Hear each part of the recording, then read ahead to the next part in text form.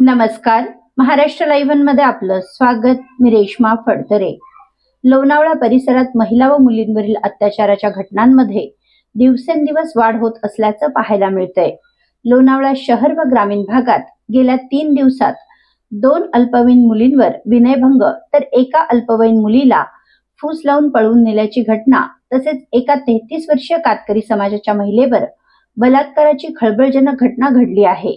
याबाबत पोलिसांनी दिलेल्या माहितीनुसार लोणावळा ग्रामीण पोलीस स्टेशन हद्दीत दिनांक 14 जुलै रोजी भाजे तालुका मावळ येथील बीपीएस शाळा कॅन्टीनमध्ये दुपारी 12:30 वाजण्याच्या सुमारास एका अल्पवयीन मुलीचा विनयभंग करून आरोपी तेथून पसार झाला आहे.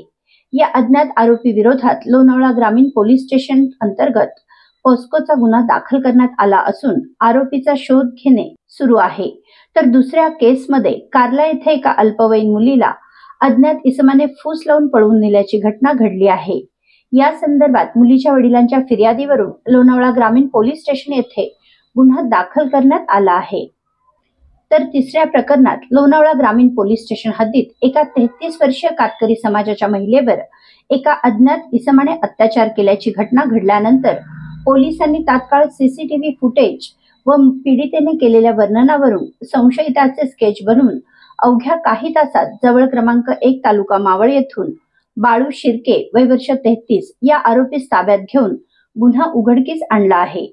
पीडित महिला रस्त्याने जात असताना आरोपीने तिचा पाठलाग करून तिला जीवे मारण्याची धमकी देऊन निर्जन स्थळी तिच्यावर अत्याचार केल्याची घटना उघडकीस आली आहे.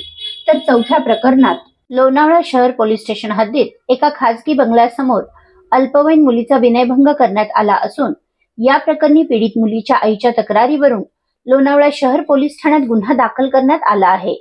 आरोपीने अल्पवयीन मुलीचा वेळोवेळी पाठलाग करून विनयभंगाची संधी साधली. तसंच अल्पवयीन मुलीचे नाव आणि मोबाईल नंबर जबरदस्तीने घेऊन या मुलीच्या मनात लज्जा उत्पन्न होईल असे कृत्य केले. या प्रकरणी लोणावळा शहर पोलीस ठाण्यात पॉस्को अंतर्गत गुन्हा दाखल करण्यात आला असून आरोपीला अटक करण्यात आली आहे.